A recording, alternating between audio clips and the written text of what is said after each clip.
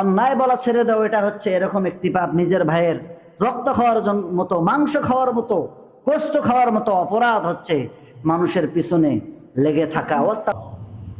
আল্লাহ তাআলা বলছেন যে ইয়া আইয়ুহাল্লাযীনা আমানু জিতানিবু কাসীরাম মিনাজ যন্নি ইন্না বা'দা যন্নি ইসমু ওয়ালা তাজাসসু।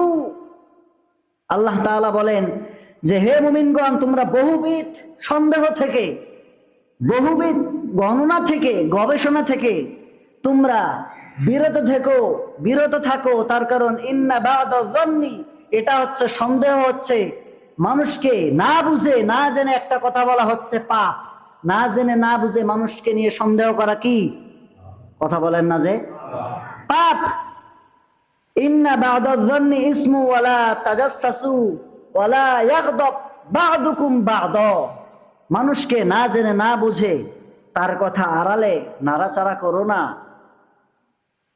তাকে নিয়ে নিন্দা করো না।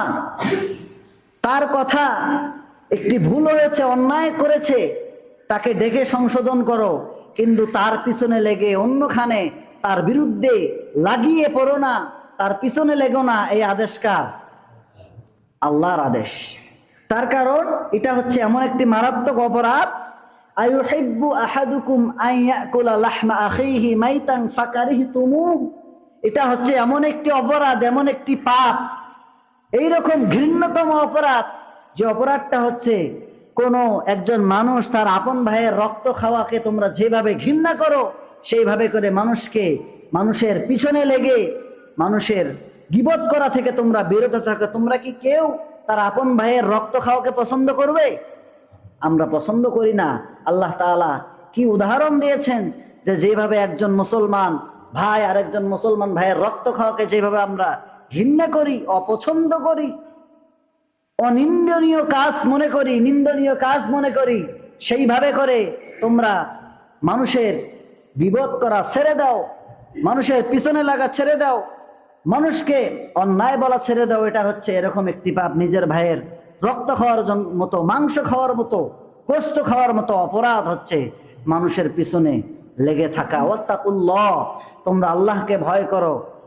ইন্নাল্লাহা তাওয়াবুর রহিম। আল্লাহকে ভয় করে যদি তোমরা ফিরে আসো, তোমাদের জীবনের সমস্ত গুনাহ খাতাগুলো মাফ করে দিবেন একজন, তিনি কে?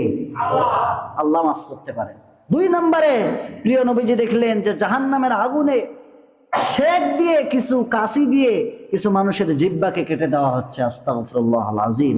তারা হচ্ছে সেই সব ব্যক্তি, তারা হচ্ছে সেই সব বক্তা, তারা হচ্ছে সেই সব খতিব, তারা হচ্ছে সেই সব আলোচক, তারা হচ্ছে সেই সব আন্তর্জাতিক খ্যাতি সম্পন্ন বক্তা, যারা মানুষকে নসিহার কথা বলতো, মানুষকে দ্বীনের কথা বলতো, কিন্তু তারা নিজে সেই দ্বীনের কাজগুলো করতো না।